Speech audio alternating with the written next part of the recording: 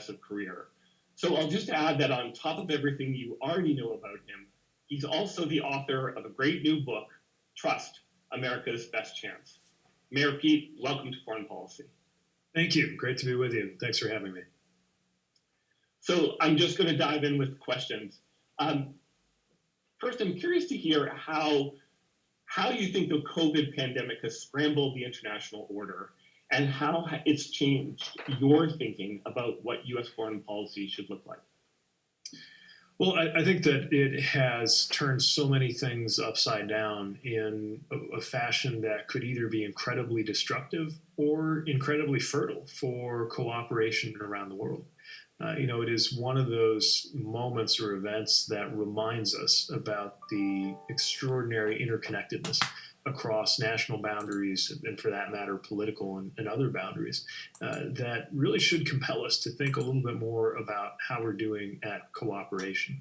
Now, that hasn't always been the result, especially in the United States. But I do think that in the same way that for many coming of age when I did about 20 years ago, 9/11 represented really the first time that most of us where I lived were compelled as Americans to think about how a chain of events that started thousands of miles away had ultimately directly impacted our lives. I think that's true in an even more universally impactful and bigger way with this. I think it also could be, as serious as the pandemic is in its own right, a kind of a dress rehearsal for other looming issues that require international cooperation, of which climate is probably the most glaring example. So many of the things that we're now confronting rely on a recognition that our outcomes are interconnected and won't stop at national borders. And in that, there's an opportunity. But it also shows how much leadership matters. And this is where it is obviously the worst possible moment for something like this to come along, with the leader of the U.S. being somebody who doesn't believe in international cooperation or even relationships, and for that matter doesn't believe in expertise or science or any of the kind of basic things that would allow us to stand on the same field of fact while we're negotiating different interests and values, and most importantly, while we're getting something done about it. I don't think it's too late to believe that the universal experience of having our lives disrupted by the pandemic could actually fashion some kind of touchstone of shared experience around the world. But for that to happen, it's going to matter who's setting the tone and who's leading nations, especially this one. So let me ask you more about that point. You just came out with the new book on how to rebuild Americans' trust in their institutions. Let's take that issue international. It's hard to think of a time when U.S. standing and faith in America's confidence has been lower than it is today. In an essay you published with us in Foreign Policy in July, you wrote about the need to rebuild relationships and alliances abroad. But how exactly can the United States do that and restore its reputation in the process, given the enormous skepticism and distrust? Well, one of the things the U.S. is going to have to figure out how to do is build trust in a hurry. Look, ordinarily, the formation of trust is something that, by its very nature, is slow. It's the result of repeated, beneficial, predictable interactions over a long period of time, so that you know what to expect of somebody or an institution or even a state. Trouble is, of course, we don't have a lot of time. And so I spent time in preparing the book looking for examples of how trust can be built more swiftly. And some of the best examples, especially in the realm of international relations, come from the U.S. responding to a crisis. One of the stories I hit on and shared in the book is during the Cuban Missile Crisis, when President Kennedy was trying quietly to make sure that our allies were aware of what was happening and prepared to support us. Called Dean Acheson out of retirement and dispatched him to Paris to find President de Gaulle and brief him on what was going on. And according to accounts of what happened, de Gaulle received him in a very characteristically grumpy way. But when Acheson offered to share photographic evidence of the Soviet placement of missiles in Cuba, the president waved him away and said, "Your president's word is enough," and let him know that he had his support. And of course, it's hard to picture now many scenarios at all where any foreign leader would say to a representative of the US, your president's word is enough. So I was thinking about how that trust was formed. And the reality is, President Kennedy at that moment wasn't just relying on his own personal charisma. He was also standing on a foundation of about a century's worth of trust that was established in less than 5 years through the US response to and the immediate aftermath of World War II. And I think one of the lessons of that is when there is a global conflagration or a global emergency, when it's widely understood that there's an issue requiring urgent attention and action and cooperation, which is, of course, what the Allied experience in World War II was. There's an opportunity in that to swiftly and deeply establish a level of trust that will then endure for generations. In some ways, to this day, we're trading off trust that was built up during and after the period of World War II, although there's not much left of it now. Now, the reason I bring this up is that we've definitely got no shortage of massive global emergencies that also present opportunities for the US to step up and lead. There's a retreat in democracy right now. The US could step up and authentically lead as a voice for democracy and human rights, the very American values that also turn out to be widely shared human values, even among people who live under regimes that are not friendly to the US. We know that there's a crisis in terms of climate, again, passing from kind of prediction to present day emergency, and one that's worsening and really snowballing, and especially poised to do so over the next decade. A classic example of an issue that America can't solve alone. After all, we're only 15% of the world's emissions, but also one that can't be solved without us because we're the world's biggest economy. And the pandemic, which is going to present a number of immediate challenges. One that's still on my mind that was reported a few weeks ago is early plans to just amass the fleet of cargo aircraft, something on the order of 8,000 jumbo jets working full time, that would be required to handle everything from, considering everything from security to temperature control on distributing a vaccine once it's actually been created.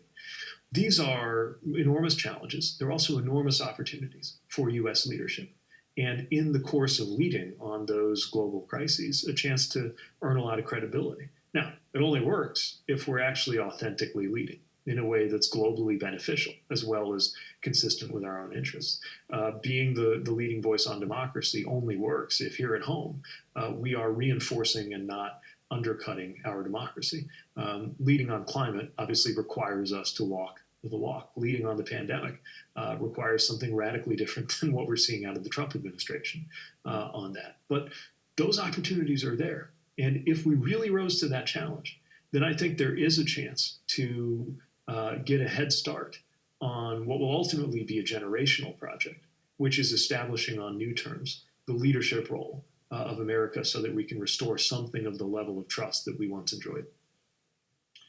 Picking up on that, the New York Times had a good piece last week arguing that many foreign leaders have decided that US foreign policy is no longer reliable because it's no longer bipartisan, which means that the next president, whatever you agree to with this administration or any administration, the next president can come along and tear everything up as President Trump has. How can we deal with that? So this is one of the many reasons we need to reform our democracy. There are a lot of issues that are almost consensus issues among the American people, or at least they're strong majority issues among the American people, but they can't seem to command a majority in the American Congress, largely because of all of the ways in which our system is warped or twisted to defeat an American majority.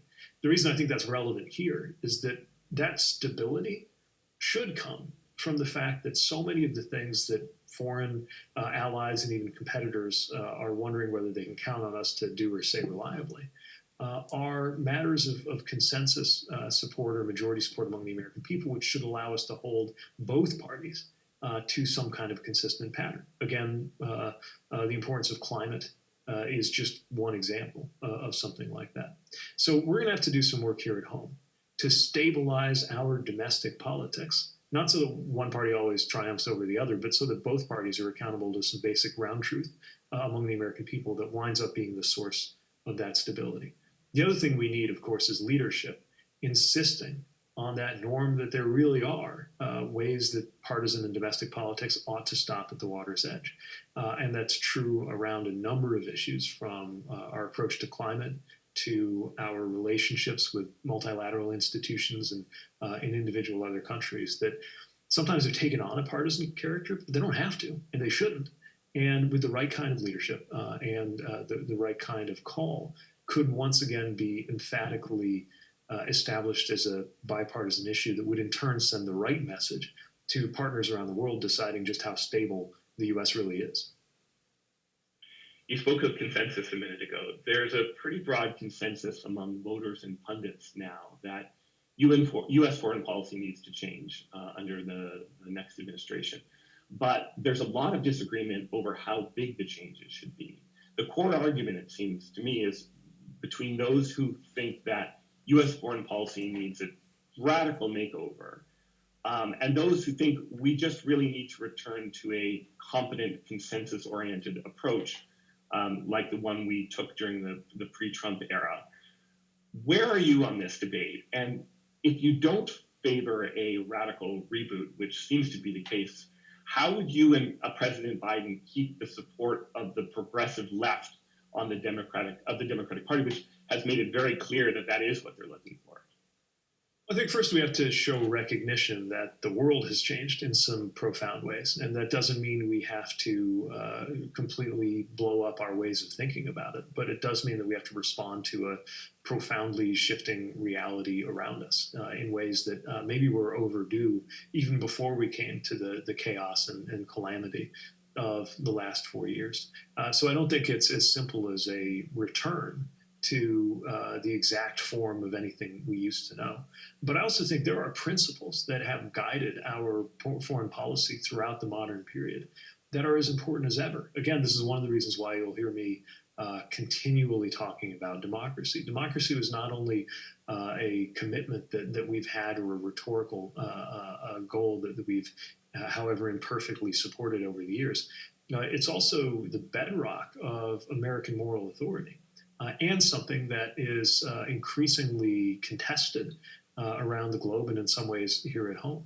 So the principle doesn't change. Our fidelity to it, though, does have to look different than it has in the past.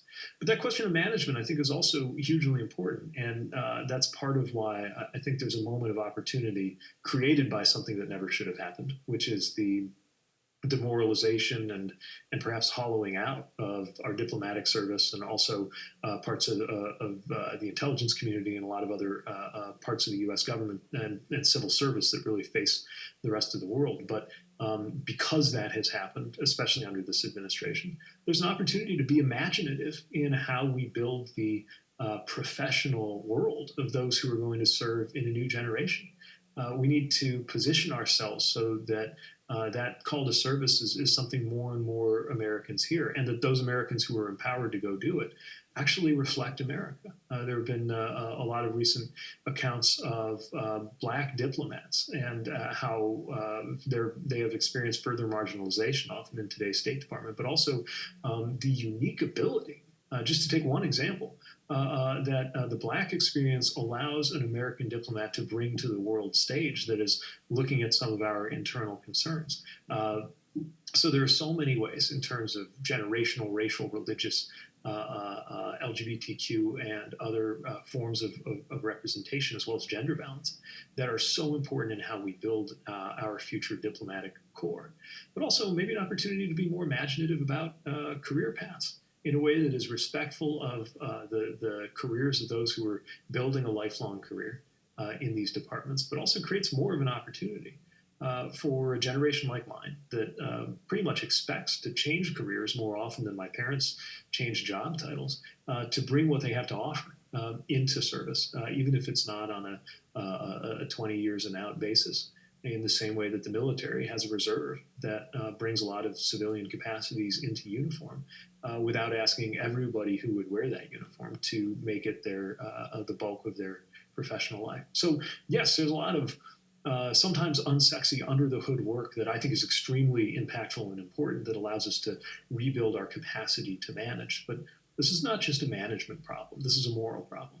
This is about what America stands for and how serious we are when we say we stand for things like democracy, freedom, like human rights, and to what extent we're willing to recognize the interconnectedness between our American values and long-term American interests in a domestic political environment that wants to present a false choice between the two. And I don't really want to get into politics today, but getting things done in government requires both politics and policy, right? And you can have the best policy in the world, but if you don't have the support behind you, nothing happens. So what do you think about that part of my question that involved keeping the support of the left in the party? Do you think that with unsexy, competence, deft management, and not signs of revolutionary change, the next president, assuming it's President Biden, will be able to hold the Democratic coalition together? Well, again, this is where the moral dimension of the challenge comes in. It's not just a technical problem. It's not just a management issue.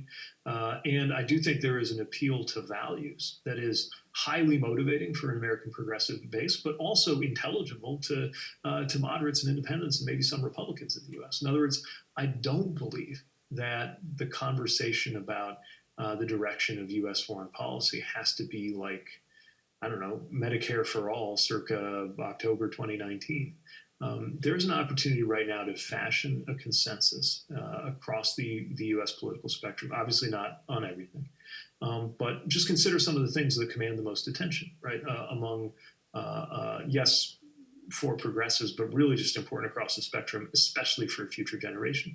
Think about what it would mean to authentically establish U.S. climate diplomacy as both a policy priority and a pillar of how the U.S. is proceeding around the world, including one that becomes a major factor in our trade and to some extent even security relationships, because it is security, right? This is something that I don't think has to be the object of a domestic political tug of war, but it is something that's both responsive to what's clearly in front of us from a hard security perspective, conceived rightly, and responsive to what a lot of generational and progressive advocates and actors in the U.S. are calling for and want to see more of. A lot's been made lately of, and this is mostly in a domestic context, but not only, a lot's been made of the analogy to FDR's arrival, right? That this moment, if you're looking for anything in the last 100 years that this moment might resemble, you could look to the arrival of FDR at a moment when the country was reeling from the impact of the Depression, unsure where it was headed next, and where democracy itself was becoming almost unfashionable in some circles. And the FDR administration was compelled to make a number of decisions that on their face were just decisions about how to get through the 100 days or get through the first year, decisions about how to stabilize the economy, what role the federal government had in making sure people had an income or had access to work. A whole bunch of things that on their face looked like decisions about what to do this year, but really proved to be decisions that laid out what our political and economic arrangements were going to be like for generations. I think something like that is happening now too. I think that's very much the moment that we're in. And in moments like that, being pragmatic, being extremely practical is being bold. We're accustomed, because of the way the last 30 or 40 years felt, to feeling like there was always a choice between those. We can either do something vigorous and energetic and imaginative and bold, or we can try to be practical. Well, right now, I think there is less distinction between those two things than ever, because being pragmatic does not always mean trying to restore something we had before, especially where we're in a world that won't recognize what we had before anyway. Mm-hmm. I want to return to the big debate over the future of U.S. foreign policy. Another aspect of the split involves when the United States should use force abroad. On the one side are people who can be called restrainers, who think that the United States relies on its military much too often, and that needs to change. On the other side are interventionists of various stripes who feel that Washington should continue to intervene frequently. You're a vet, and during your campaign, you talked about ending foreign wars. Does that make you a restrainer? I don't know where it puts me on one of those kind of spectrums. I do know that the bar ought to be clearer, and I think broadly speaking, higher than it's been. That's one of the reasons why I proposed involving the American people more in decisions about going to war. You know, nothing that restrains the ability to do what's needed on an emergency basis, but making it clear that authorizations for the use of force actually have to be revisited from time to time by Congress. You know, we're still around the world on an authorization that was set up on very different terms. I thought I was one of the last people turning out the lights in Afghanistan in 2014, and here we are in 2020. And so, what's clear to me is that when there are engagements, they have to have some kind of periodic inclusion of an American Congress that, by the way, is very reluctant to get involved. Right? Congress politically, members of Congress have very little to gain by asserting what I proposed in the campaign was a 3-year clock. But however we do it, asserting more of a touch on these authorizations. That's just one example of something that does have to be different, because there are a lot of Americans who were surprised by some of the places where we took losses that we were engaged in as part of the war on terror. Now, I also think there's a difference between the level of the bar that you set for unilateral action, which ought to be exceedingly high, and the bar that you would set for partnerships, coalitions that in their best instance are designed to prevent armed engagement, but that we also have to be ready to be part of as part of a security framework. And I don't think it's going to resolve into a simple spectrum, considering the challenges that we face on the years ahead.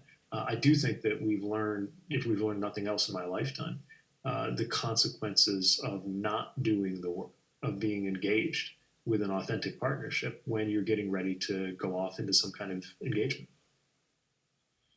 Just a note for our audience, questions are rolling in already. Thank you for those. I forgot to mention before, please, as well as your name, give us your location and your institutional affiliation if you have one.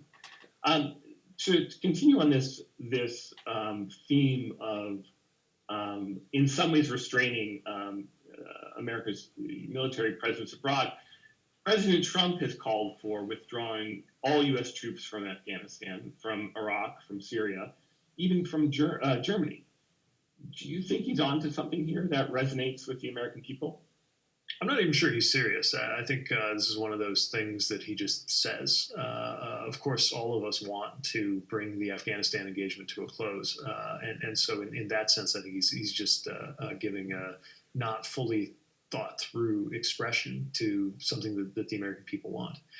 Something like Germany, I think, is much more problematic for him to just go off and say that, because this is a really important security partnership. And of course, things like what was done in Syria amounted to a betrayal of an alliance that left so many who had put their lives on the line to stand with the U.S. Out in the cold, in a way that I think undermines our ability to get not just alliances broadly, but certain kinds of necessary battlefield partnerships set up. And that's extremely disturbing. Look, I just don't think at the end of the day this president understands the concept of cooperation. And the concept of cooperation involves a certain amount of strategic decision, as trust itself does, to take on a certain measure of vulnerability in the service of a greater level of security that benefits everybody. That's what it is when we enter into an alliance. That's what it is when we step out to lead on something that goes beyond our most immediate, narrow, short-term, obvious interests, because we know we're setting up a world where Americans can thrive. And these kinds of general declarations that we're going to disengage from the rest of the world, especially when we're talking about a partner like Germany, which is not like, obviously there are a lot of complexities in our relationship with the Iraqi government. Germany, if they can't count on us and we can't count on that partnership, then that's going to make it difficult to have even our best friends at our side when we need them most. And we're going to need these friendships more than ever to get through the decade ahead, which I think will be a deciding decade for American standing and really the balance of the century. Why do you think this next decade will be so decisive, as opposed to the first year or two after the Trump presidency? Because so many things are coming due in this decade. Again, you look at climate, right? The IPCC has told us we have till about 2030. And it's not that we have to do certain things, in 2030 and then we'll be okay. It's that if we don't have major global action delivered by 2030, and we're talking about a decade's worth of global action, which means we need to be underway like, yesterday. If we don't do that, then there's no heading off some incredibly harmful, dangerous, destructive, and destabilizing effects as a consequence of climate change. So that's one example where there's a clock that is ticking with or without us, with or without the political bodies in the US caring or noticing. It's going to come, and it's coming across this decade. But there's also an opportunity there. Also, you have generations who now have no recollection, no personal recollection of the Cold War, growing up in just a different security environment. The students I teach at Notre Dame have no recollection of 9/11. We're entering into different territory in terms of the power dynamics around the world, the relationships that exist around the world, and the challenges that threaten the world. Things like global health security, which is in crisis right now.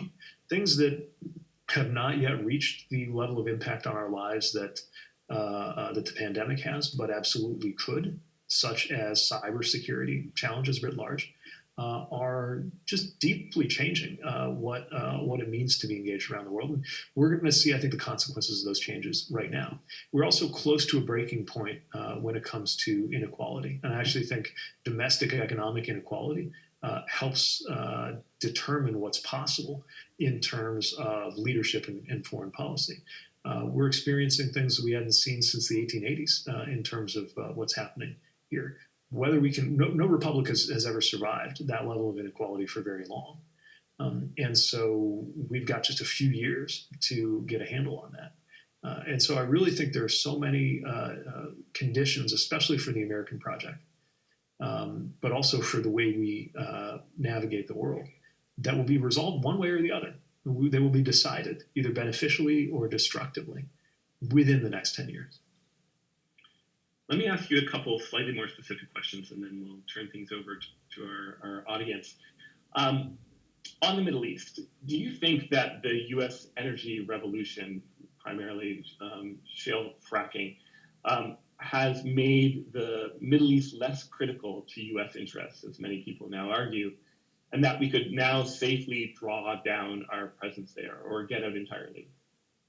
So I think the less that our domestic survival is intertwined or dependent on the stability of one of the most volatile regions in the world, the better. And the long-term way to achieve that is not just things like shale oil, but of course moving on from our dependence on fossil fuels altogether. Now, of course, we still have an interest in a stable and prosperous Middle East, as we have an interest in every region being as stable and prosperous as it can be.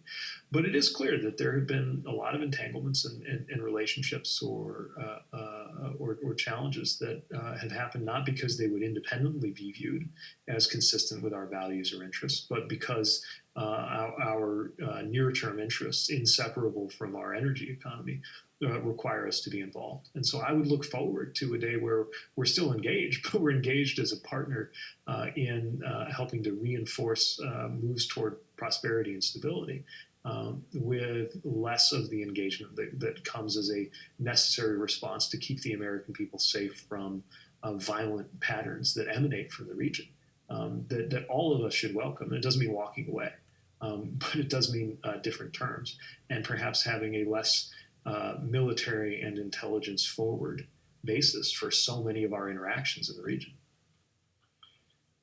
During the campaign, arguments about China policy have often come down to fights about which candidate would be the toughest on Beijing.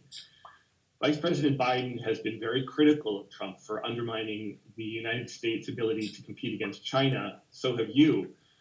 But are you worried that the vice president has talked himself into a corner by committing himself to a very confrontational approach that he'll now have to stick with, and that will undermine his ability for cooperation? I think a clear-eyed view of China recognizes that there's going to be tension and that tension will require toughness, but that doesn't rule out opportunities for cooperation either. The problem with the Trump administration is they've been tough in all the wrong places and soft in all the wrong places. There was toughness, if you want to call it toughness. I think it was more bluster that went into a trade war that has really not served the American people well.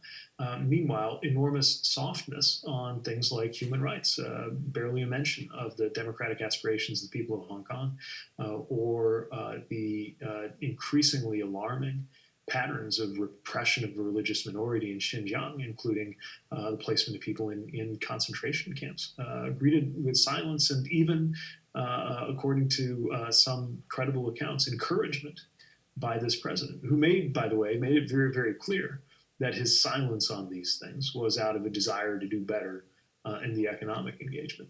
I think the reality is there will be tension with China, partly because of such a profound difference in values, partly because of a lot of action or behavior that we're seeing in the trade and international space that's problematic and that's going to require a firm and committed response from the U.S. But that doesn't, especially when it's strategic and not blustery, it doesn't have to preclude all of the ways in which we're going to need to find dialogue, of which climate is the leading example. But consider where we were and where we've gotten to with health, right? We had observers, we had disease experts on the ground in China, and they didn't kick them out, we pulled them out.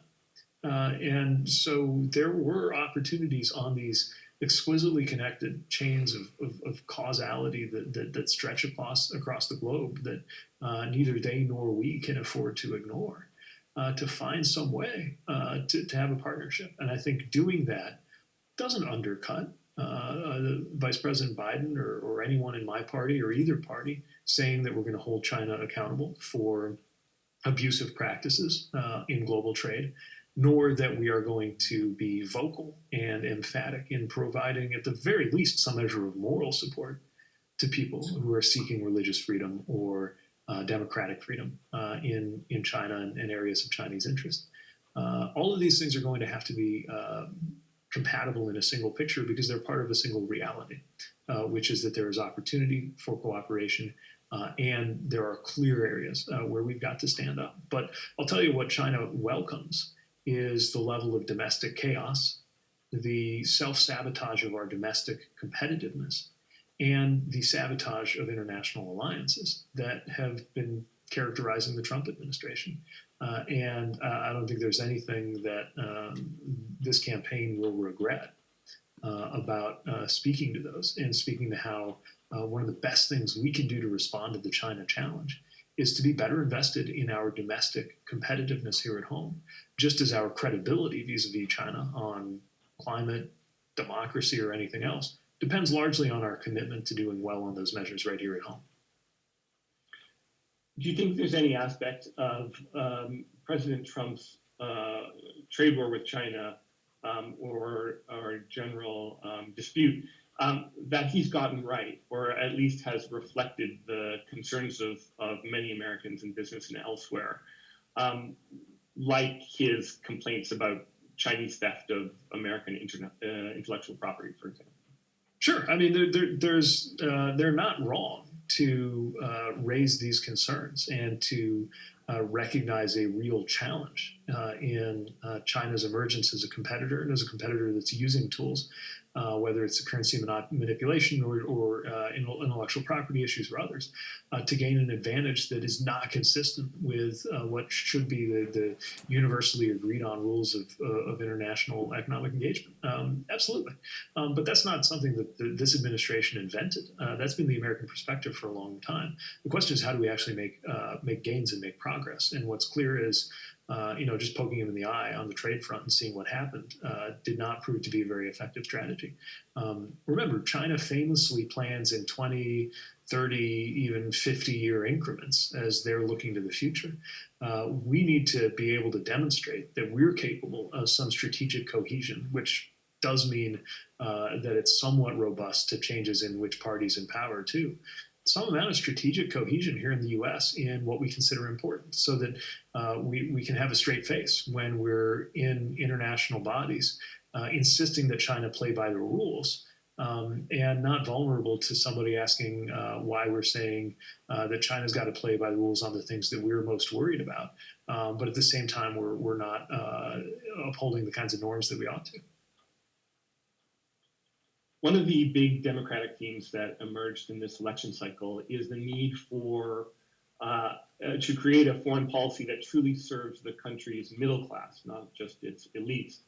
What does that actually mean in practice, and how would you go about starting to implement it? Well, I think about it from the perspective of the neighborhood where I'm sitting. My neighbors, postal worker, retired public school teacher, we ought to be able to explain what it means to them for us to make any move in foreign policy. And it's often the most vulnerable Americans, not just middle class, but those who are in poverty or near it, who have the most to lose if, for example, we have something like the trade war raising the prices of consumer goods on the order of almost $1,000 per household here in the U.S. Disproportionately contribute to people who serve in conflicts, and so have the most to lose if a miscalculation or a politically driven round of bluster leads to conflict that requires that more Americans be deployed. So the stakes are very real. We've got to do, I think, sometimes a better job of conveying that clearly, but also authentically placing that at the heart of what we do. And that's where I do think things like trade policy need to be informed by how to make things better off, especially for Americans who feel stung by what's happened in the past. Look, around here in the industrial Midwest, people came around saying that trade policy would create a bigger pie and not to worry about the size of our slice because it would definitely get bigger. And what happened was the pie got bigger, but the slice didn't. That's not an argument against trade, but it does mean you have to actually follow through on those economic promises that are being made, or else you'll have an incredible amount of resistance to the next opportunity to partner or to engage that's going to come along. We've also got to continue to make clear that our values really are at the heart of our policy, because even people who've never traveled abroad here in the U.S. care about the extent to which human rights and democracy are respected broadly, values that we identify with as Americans, but shouldn't be monopolized or believed as kind of idiosyncratically American. As a matter of fact, the fact that these values have a universal quality is part of our strategic edge, and that there have been people rooting for us, even in regimes hostile to us. However imperfectly we've upheld that, and on moments when we've done it best, that's served us so well. And people care about that. They have a moral interest, as well as the security interest and the economic interests that are at stake. So we need to fashion our policy accordingly. And then we need to be ready to explain and include and engage. And do that through the mechanisms our democracy provides for. Again, that's one of the reasons I think Congress can't continue walking away from its responsibilities on the use of force, nor should administrations ignore the role of Congress on that. This is what it means. This is part of what it means to have a foreign policy for places like South Bend. And that's part of what it's going to take for us to build some strong sense among the American people that's robust to changes from this president to that one, so that our partners know what to expect from us. Our policies should flow from who we are and what we believe in. And the more that's actually true, the more stable they're going to be. Let me bring in some audience questions now. And to remind everyone, you can still send these in via Zoom using the Q&A button or by emailing them to me at web@foreignpolicy.com. I'm going to start with a question from Lorraine Garneau in Ottawa, Canada. She says she's an economist and works as a senior advisor to the, she doesn't say whom, I assume the government, on gender equality and social inclusion. She asked, what specific ways do you think women can, what specific role, do you think women can play in the U.S. and internationally to bring more trust and more effective ways to foster a new sense of social justice? And do you have specific examples in mind?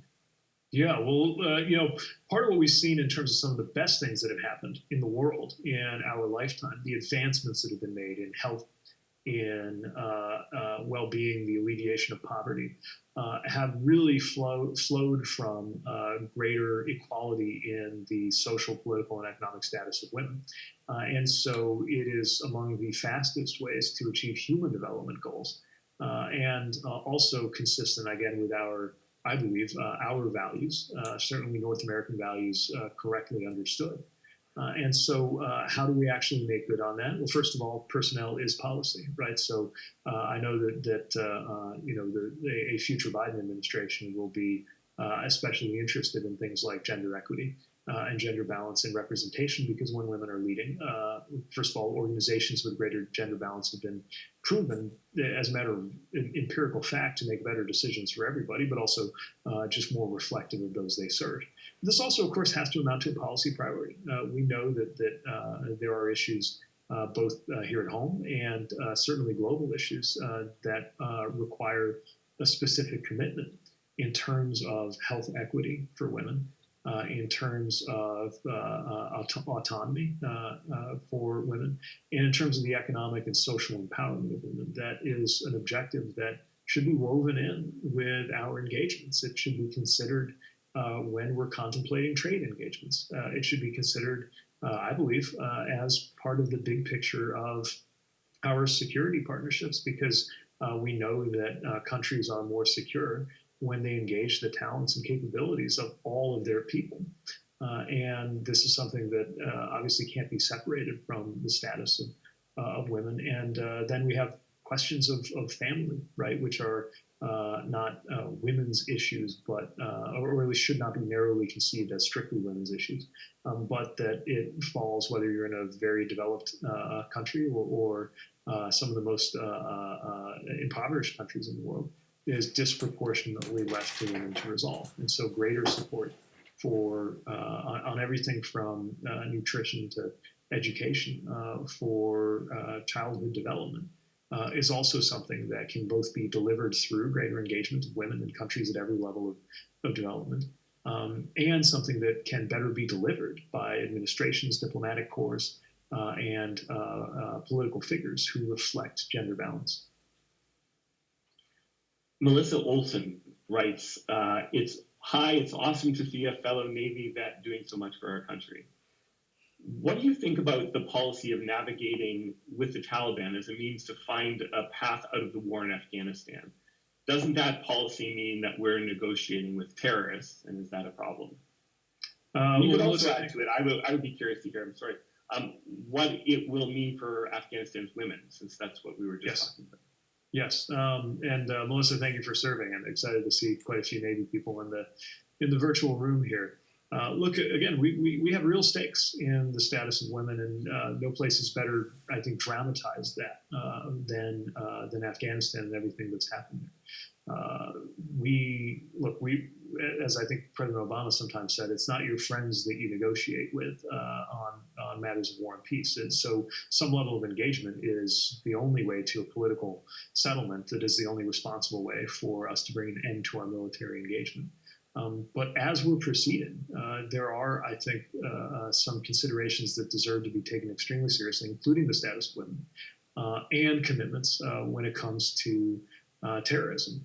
Is Taliban's bottom line being a terrorist organization? I would tend to think no, but that's for them to prove what their bottom line is. And again, the advantage that we have is that our expectations that the Taliban actually should be willing to put down their weapons and come to the table.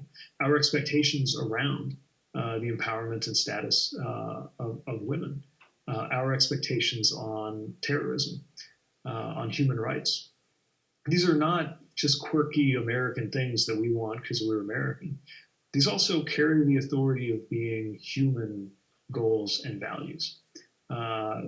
Shared broadly, which is why support for that can be built through international partnerships. So it doesn't look like it's just an expression of waving the American flag, nor is it something that automatically has to be in tension with sovereignty if it's supported by an authentic partnership representing some kind of global community. That's where the promise of multilateral support for a peace agreement in Afghanistan is so important, not just to its formation, but to its endurance. Another question from Stephen Lynch. Biden has consistently spoken about the need to find unity in order for the country to reach its political potential. You have too, in this call and many other venues. In light of the extreme polarization, Stephen Lynch asks, how could a potential Democratic president reach and build bridges to large audiences of Republican voters who are frankly afraid of a Democratic president, regardless of the basis for those fears? And I'll add an addendum to the question if I can, which is, what happens if the next Democratic president doesn't win the Senate? Does that mean and everything is off the agenda? So we are hoping, of course, to have unified government. But the most important thing we have going for us is, again, this strong majority support among the American people for so many of these things that must happen. Whether these are things on, I'll give you a simple example that's a domestic policy concern, but one that is, I think, just reflective of any number of policies. You have something like background checks on guns. That's got 80, 90% support among the American people, and it can't get voted out of the U.S. Senate. This is something most Republicans believe in, most Democrats believe in, most Americans, period, believe we ought to be doing this. And yet it doesn't happen. Now is a moment, I think, for there to be a level of pressure from the bipartisan American majority, and I mean a majority of American people, not American elected officials, to compel our elected officials to respond. Now, again, my hope is that'll be expressed at the ballot box, but there are ways that can be expressed later regardless.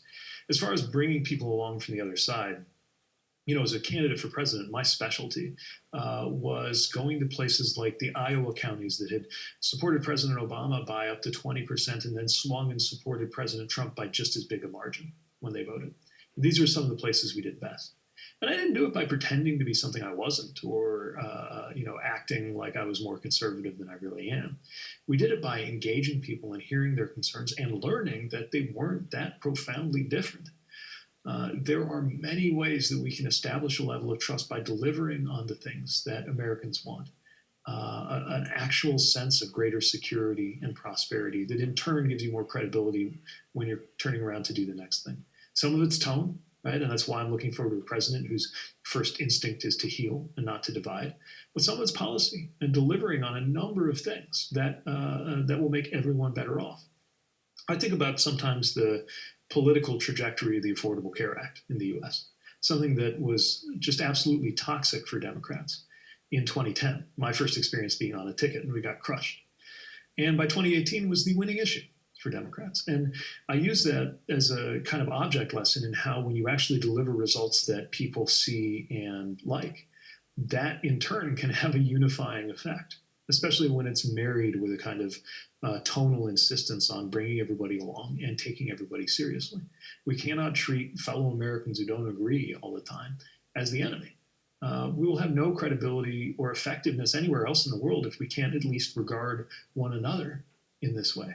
But I know that it can be done because I've seen it. I've seen on some of the most contentious issues on issues of, in a conservative community, explaining my positions on something like reparations or choice that weren't going to win everybody over, but could be explained in a way that established that we had a deeper level of what we share in common in terms of what we care about that can at least form the basis for trust and respect. And we're going to need that. Now, I also think there are some more concrete things that in a longer term can help deliver a greater level of trust and common experience among Americans with very different politics. This is one reason I'm a huge believer in national service. Military service, not for everybody, but some form of service opportunity, if it were really universally available, I think creates that kind of touchstone that I did get out of being in the military, learning to trust my life to people who were super different from me politically and otherwise.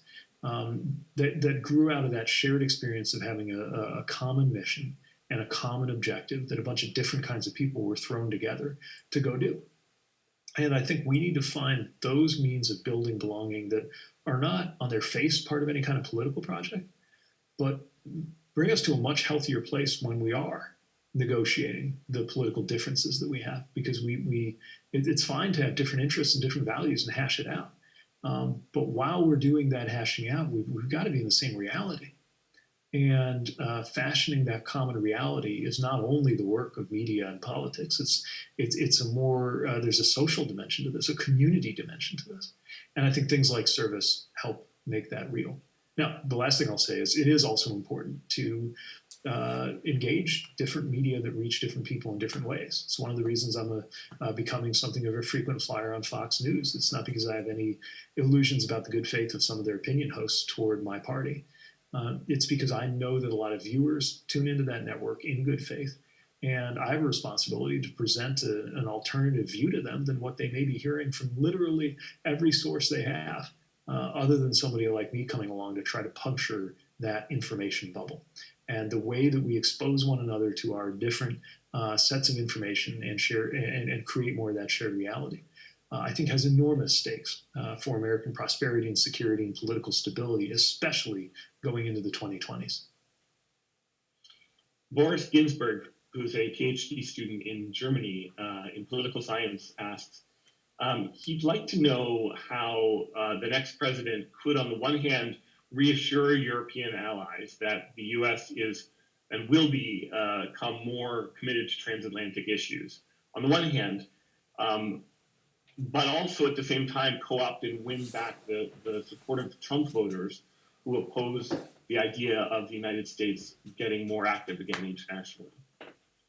Well, look, I think a kind of core truth for a lot of people who got taken into the Trump political project or worldview is a sense that they're getting screwed.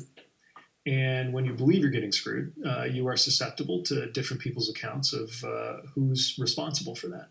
And the Trump account has been, to point fingers in certain directions, right? Immigrants here at home, and then this unidentified establishment or coastal elite, and then also the rest of the world that has been supposedly, taking advantage of us.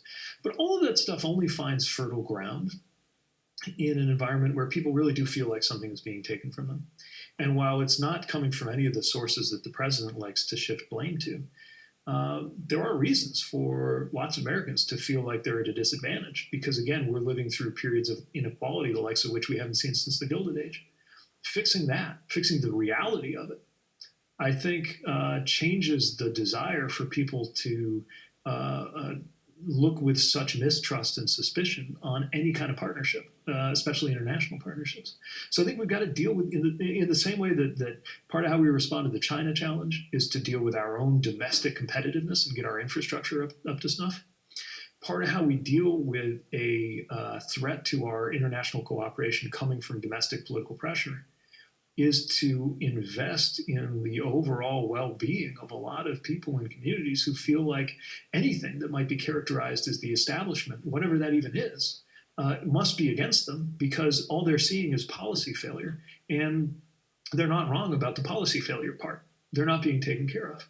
That, I think, is just as important as going out and being the salesman and saying, which we have to do, saying, well, here's how these patterns of cooperation help us economically, help create jobs here, help set us up for security. I can tell a story that I believe in deeply about how when I was abroad on a coalition base in Afghanistan, the relationship that the different countries had to the flag on my shoulder was part of what kept me safe. But all of that is a lot more convincing if people aren't trying to figure out who gave them the short end of the stick. And the only way that'll ultimately work is if it's not, in fact, the short end of the stick that they've been left with. And that's a question of economic empowerment that is not just for the kinds of people who are part of the Trump base, but for an American working and middle class that is just left out in the cold.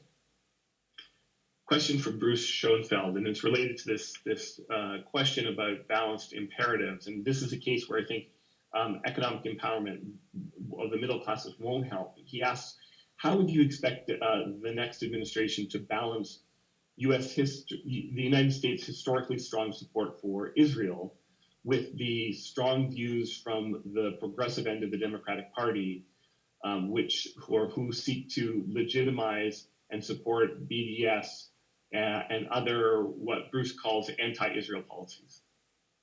So to me, this is about making clear that our support for Israel is based on shared values, and it's first of all, I think the best basis for rejecting anti-Israel policies and rhetoric, and at the same time, is also a way to talk about this that makes clear that supporting Israel doesn't mean that you have to be aligned, for example, with the Israeli political right wing.